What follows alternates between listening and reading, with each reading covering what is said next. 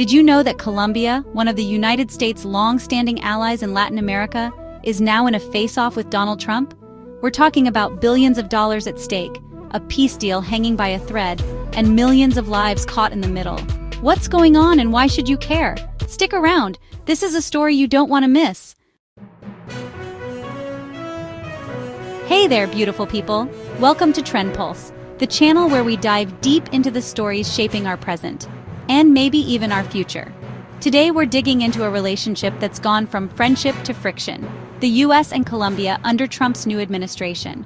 We'll cover the war on drugs, the future of the peace deal, the ongoing migration crisis, and the rise in crime in cities like Medellín. If these topics hit close to home for you, don't forget to hit that subscribe button, tap the notification bell, and join us every Sunday at 7 p.m. Central. We're just a few clicks away from hitting 100 subscribers, and with your support, we'll get there. Thanks for being part of the community.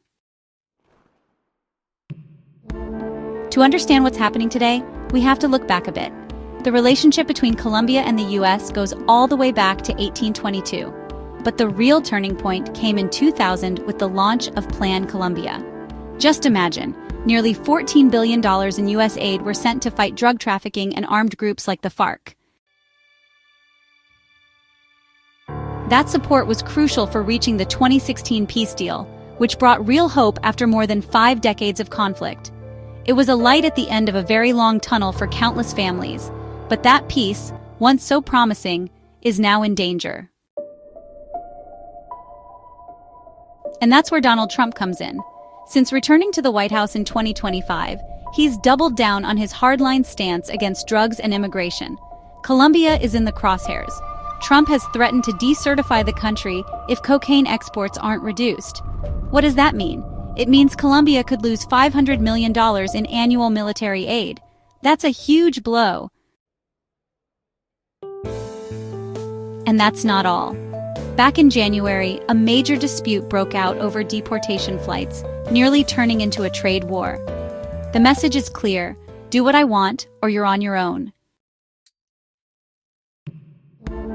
The 2016 peace deal had big promises: disarm the FARC, reintegrate ex-combatants, and support farmers in shifting from coca to legal crops.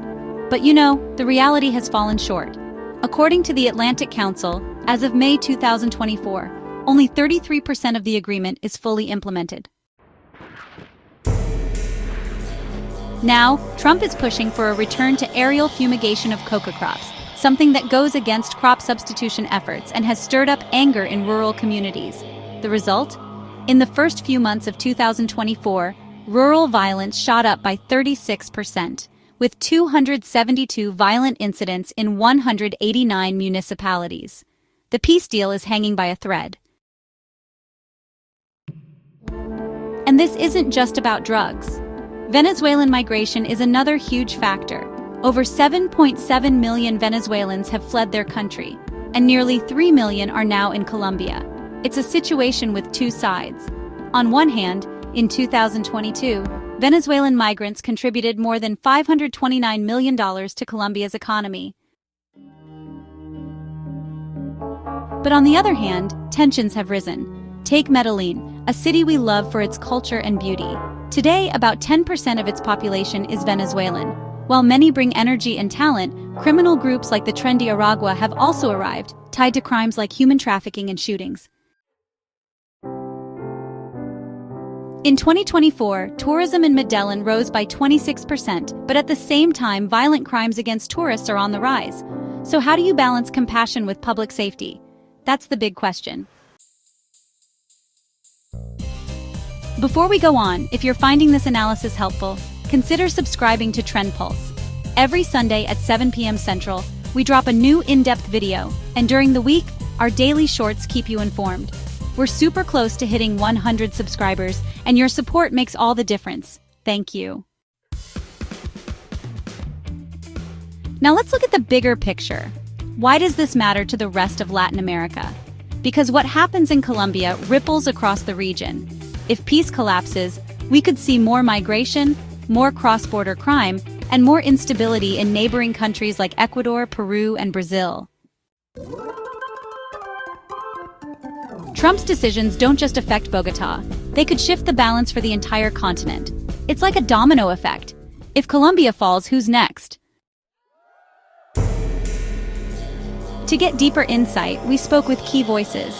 Colombia's Minister of Defense, Pedro Sanchez, didn't hold back.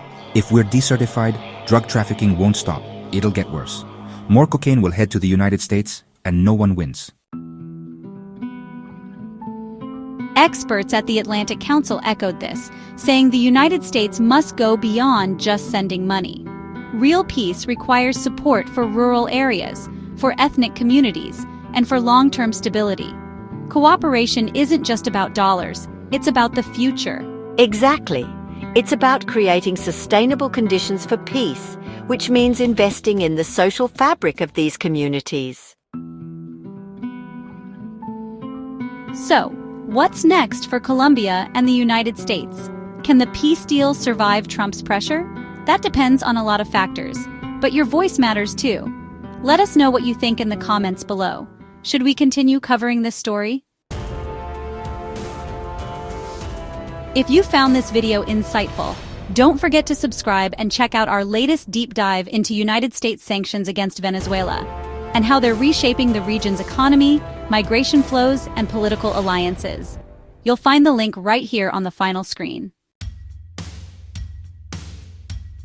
Thanks again for being here with us, and we'll see you next Sunday at 7 p.m. Central. Take care, and until next time.